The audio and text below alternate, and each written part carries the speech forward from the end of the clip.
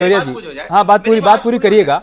जब आपने कहा कि किसी भी बच्ची के साथ, किसी भी नाबालिग के साथ, किसी भी महिला के साथ कुछ भी गलत हो तो जो भी दोषी उस पर कार्रवाई होनी चाहिए, तो हमें लगा कि आप इस पर सियासत नहीं करेंगे। पीड़ित की मां ने एक बयान दिया, मैं उसको पढ़ दूं, उसके बाद फिर मैं आपसे सवाल करूंगा। पीड़ित की मां ने कहा कि जब मैं पुलिस चौकी गई तो मोइन खान की तरफ से, जो वहां पर मौजूद था, उसने कहा कि पुलिस चौकी मेरे घर में चल रही है, तुम क्या कर लोगी, इतने दिन से घूम रही हो, कुछ हुआ क्या, ज्यादा इधर उधर जाओगी तो बेटी के टुकड़े टुकड़े करवा के फेंक दूंगा। ये उस पीड़ित मां का बयान है। आप समझ रहे हैं उसकी मनोस्थिति क्या होगी भदौरिया जी? आप इस मामले पर नहीं, आप बोलिएगा। आप ये कह रहे हैं ना कि बीजेपी सरकार ने क्या मांग की थी, क्या हम सत्ता में थे किसी के डीएनए टेस्ट की? तो अगर उन्होंने मांग नहीं की थी तो आपने करवाया कितने लोगों का डीएनए टेस्ट, आप ये बता दीजिए। चलिए, नहीं मांग की थी। अरे भाई, अरे हम न्याय के लिए लड़ रहे हैं ना। अगर उसकी मां ने कहा जैसे आप कह रहे हो, तो इसके मतलब पुलिस सिस्टम फेलियर हो चुका है उत्तर प्रदेश का। कानून व्यवस्था ध्वस्त हो चुकी है, कानून व्यवस्था मर चुकी है। अगर कानून व्यवस्था जिंदा होती तो कार्रवाई उसी समय हो गई होती। तो आपके नेताओं के भीतर इंसानियत जिंदा है, खत्म हो गई। आपके नेताओं के भीतर इंसानियत जिंदा है, कानून व्यवस्था मर गई। चलिए, 2012 में मोइन खान के घर में पुलिस चौकी खुली, जब सत्ता में आप थे, मान लिया कानून व्यवस्था मर गई। मैं आपसे सवाल कर रहा हूं भदौरिया जी कि आपके नेताओं में इंसानियत जिंदा है, समाजवादी पार्टी में इंसानियत जिंदा है, आपका प्रतिनिधिमंडल अभी तक मुलाकात करने के लिए क्यों नहीं गया उस पीड़ित परिवार से? अरे सवाल आप मुझसे कितने पूछोगे, मुझे जवाब देना। बीजेपी से पूछते तो आज मैं आपको सैल्यूट करता। गजब हाल है। आपके नेता के ऊपर आरोप लगाए, आप कह रहे हैं मैं सवाल बीजेपी से पूछूं। आप ये कह रहे हैं पुलिस सिस्टम मर गया है ना, मान लिया मर गया है। आपके भीतर इंसानियत जिंदा है, आपके नेताओं के भीतर इंसानियत जिंदा है। कोई भी समाजवादी पार्टी का नेता अभी तक पीड़ित परिवार से मुलाकात करने क्यों नहीं गया? यार मैं बोल तो रहा हूं, और क्या आप बोलने तो दोगे? प्रभु क्या एजेंडा चलाओगे? बोलने नहीं दोगे? प्रभु अबू मत करिए, ना हम कोई एजेंडा चला रहे हैं। हम आपसे सीधा सा सवाल पूछ रहे हैं, समाजवादी पार्टी का कोई, अरे सुन लीजिए भदौरिया जी, समाजवादी पार्टी का कोई नेता अभी तक पीड़ित परिवार से मुलाकात करने क्यों नहीं गया? अरे एक ही बार पूछ रहे हो बार बार यार, क्योंकि आप एक ही बात का बार बार जवाब नहीं दे रहे हो ना। आप एक ही बात का बार बार जवाब नहीं दे रहे हो, सवाल पूछ रहे हो, आप एक ही बात का बार बार जवाब नहीं दे रहे हो। और जवाब दे रहा हूं ना, तो दीजिए जवाब ना, क्यों नहीं गए मुलाकात करने? दूंगा ना, आप चापलूसी बंद करेंगे तब तो जवाब दूंगा ना। चापलूसी ओपलूसी हम नहीं कर रहे भदौरिया जी, चापलूसी आप लोग करते होंगे और तभी यहां तक पहुंचे हैं, समझ रहे हैं? तो आपके सर्टिफिकेट की जरूरत हमको नहीं है, हम किसी की चापलूसी करके यहां तक नहीं पहुंचे।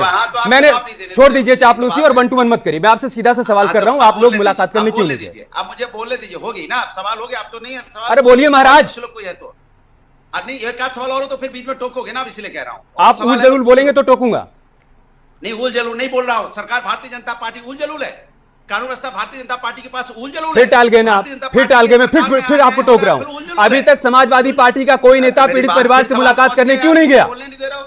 नहीं, उल जलूल है जो मैं बोल रहा हूं। मैं जो चैलेंज करता हूं, उल जलूल हो तो आप जो कहोगे मैं हार जाऊंगा। सरकार बीजेपी की नहीं है क्या? अरे मैं जो सवाल कर रहा हूं उसका जवाब दीजिए ना।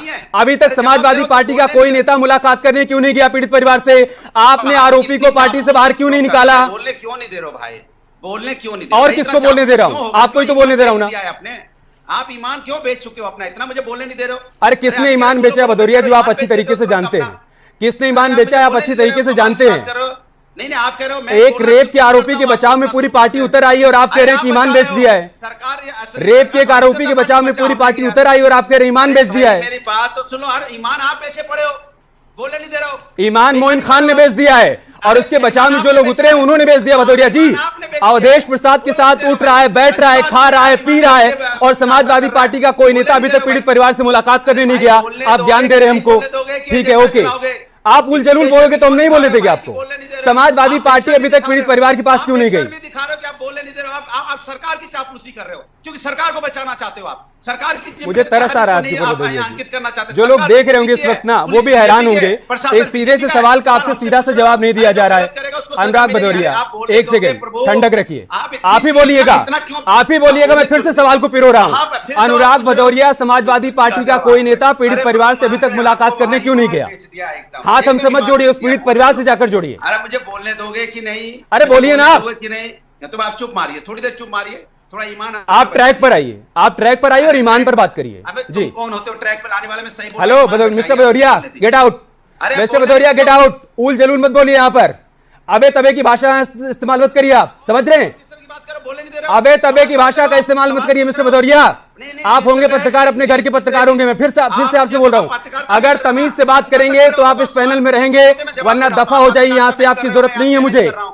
मैं फिर आपसे कह रहा हूं, मुझे आपकी जरूरत नहीं है। अबे तबे की भाषा का इस्तेमाल मत करिए यहां पर। मैं फिर बता रहा हूं आपको, आधे घंटे अबे तबे की भाषा का इस्तेमाल मत करिए। आप बोलिए ट्रैक पर आकर बोलिए, आप बोलिए ट्रैक पर आकर बोलिए। आपके सर्टिफिकेट की मुझे जरूरत नहीं है। चुप रहो, तुम चुप रहो। Get out, get lost. हटाओ इस आदमी को विंडो से, हटाओ इसको। Get out, get lost.